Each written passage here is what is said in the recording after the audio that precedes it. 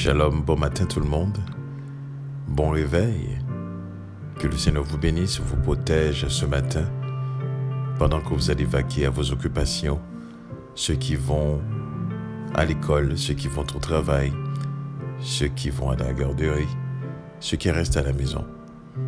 Soyez bénis, tout en étant conscients de la présence de Dieu. J'aimerais ce matin partager avec vous une réflexion.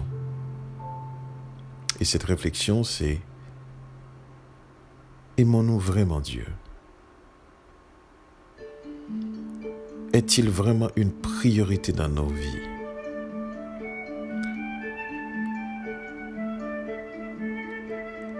Est-ce que c'est l'être le plus important dans nos vies?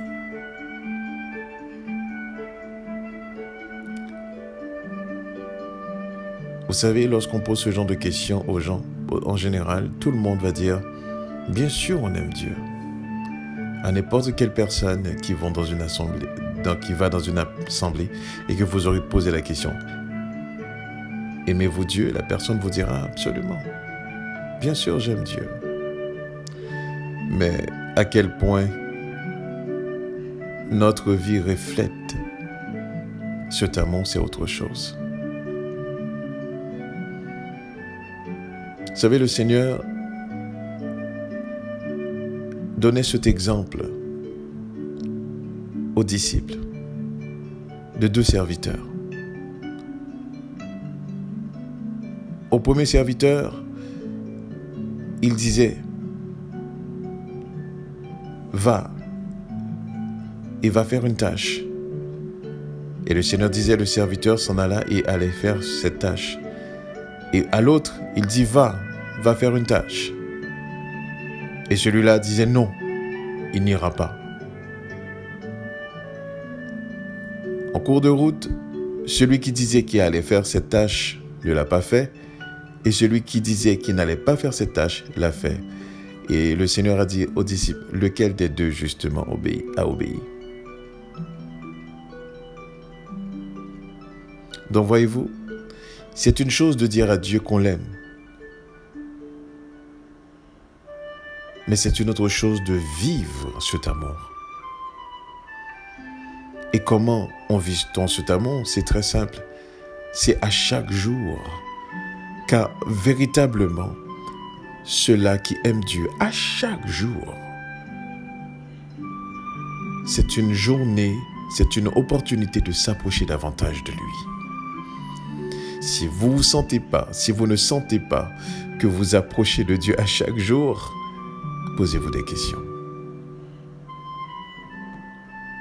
Parce que ceux-là qui aiment vraiment Dieu à chaque jour ressent le besoin de s'approcher de Dieu, ressent le besoin de connaître ce Dieu-là. Et on n'est pas satisfait de sa présence, on en veut toujours. On n'est pas rassasié. Comme si, ok, vous savez quand vous avez quelqu'un qui vient chez vous, avec qui vous passez du temps, quelqu'un peut-être vous n'avez pas vu pendant longtemps, et que vous passez du temps avec cette personne, mais à un certain moment donné, écoute, oui, je suis content de te voir, mais il faut que tu t'en ailles. N'est-ce pas? Parce qu'on est rassasié de la présence de la personne. On est saturé. Ce n'est plus une priorité. Mais voyez-vous, avec la présence de Dieu, ce n'est pas comme ça. Quand vous ressentez la présence de Dieu, on dirait que vous aimeriez arrêter le temps et que vous restiez dans cette présence. Et vous la cherchez quand vous ne le sentez plus. Vous la cherchez encore, vous la cherchez. Parce que la présence de Dieu, c'est la sensation la plus forte qu'un être peut ressentir.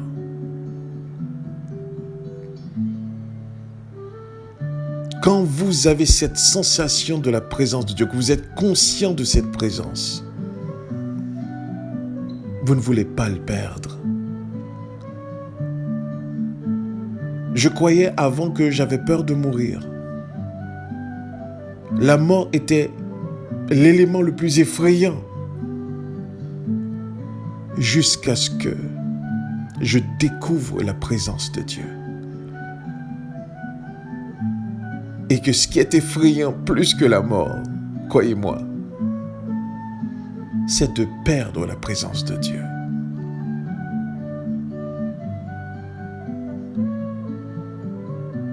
Vous allez être effrayé beaucoup plus que de mourir quand vous découvrez ce qu'est la présence de Dieu.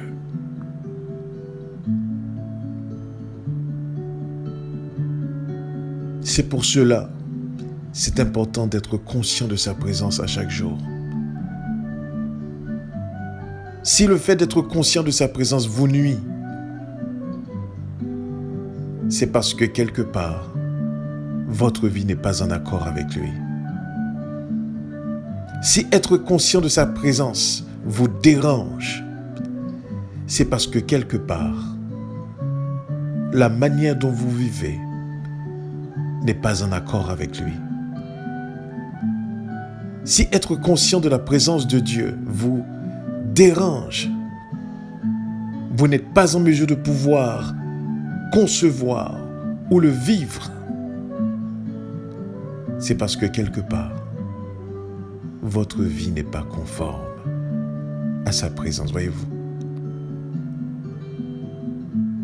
Lorsque vous voulez vous approcher de lui, lorsque vous voulez qu'il vous change, lorsque vous êtes conscient de vos faiblesses, lorsque vous êtes conscient de votre état, laissez-moi vous dire quelque chose, c'est sa présence qui vous réconforte.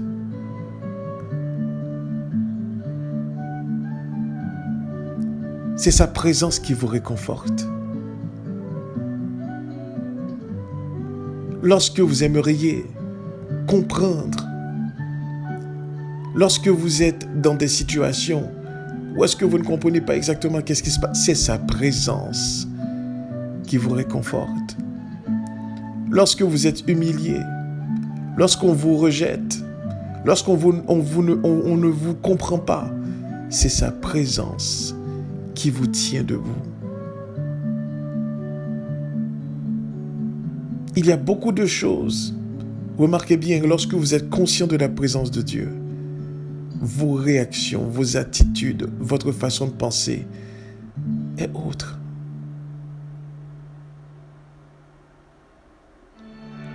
Ce matin, êtes-vous conscient de sa présence?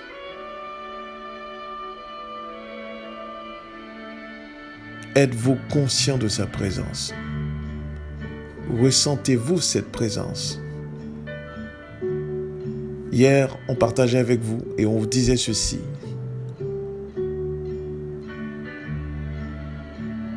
Que nous devons faire confiance à Dieu. Nous devons avoir confiance à Dieu. Si on dit qu'on croit en Dieu, si on dit on a foi dans sa parole et que la confiance n'y est pas, vous comprenez que la croyance n'est pas complète. Elle n'est pas vraie en fait. Parce que on ne peut pas croire sans avoir confiance. On vous disait hier qu'il y a 3 mots qui soient indissociables. Confiance, foi et croyance. On ne peut pas les dissocier. On ne peut pas comme prendre la croyance, mettre la confiance de côté et puis ensuite mettre la foi de côté. Impossible. Ce sont des mots qui sont indissociables.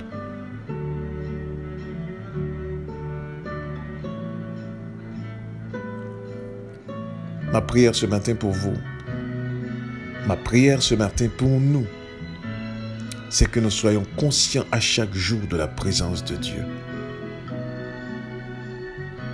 Que nous vivions cette présence comme la présence des gens qu'on aime. Lorsqu'on est en couple et qu'on aime sa femme, qu'on aime son mari, l'absence de cette personne nous dérange.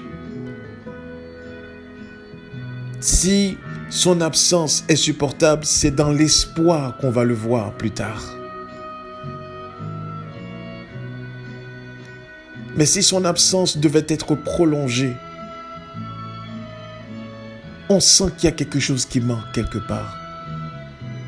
Lorsqu'on a des enfants qu'on amène à la garderie,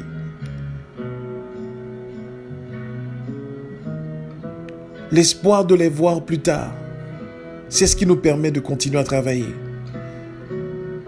Mais si on devrait se soucier de ne pas voir ses enfants, eh bien, on ne serait plus en mesure de pouvoir continuer à travailler.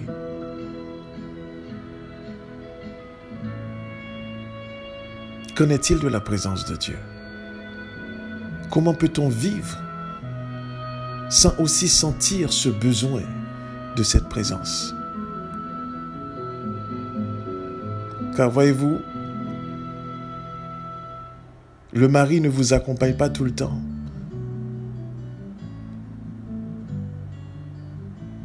La femme ne vous accompagne pas tout le temps. Et les enfants, à un certain moment donné, vous quitteront. Mais Dieu est toujours là. Il est toujours là. Que vous en soyez conscient, que vous ne soyez pas conscient, il est toujours là. C'est pour ça qu'on dit qu'il est omniprésent. Parce qu'il est toujours là. Mais en sommes-nous toujours conscients? Et remarquez bien, vous allez voir que toutes nos réactions, tous nos comportements, toute notre façon de penser, avant toute chose, c'est parce que nous ignorons la présence de Dieu. Que vous le vouliez ou pas, il est là, il est présent. Et que quand vous en prenez conscience de sa présence, ça change, ça vous change énormément.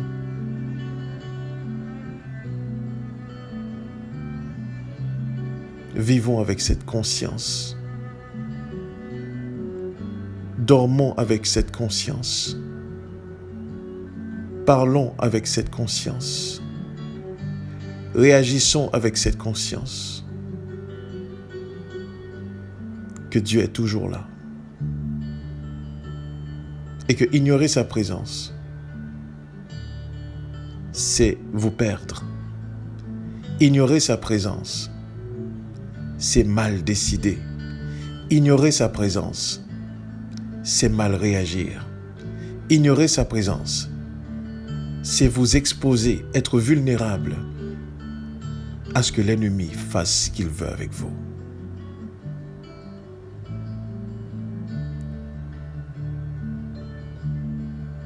Voilà pourquoi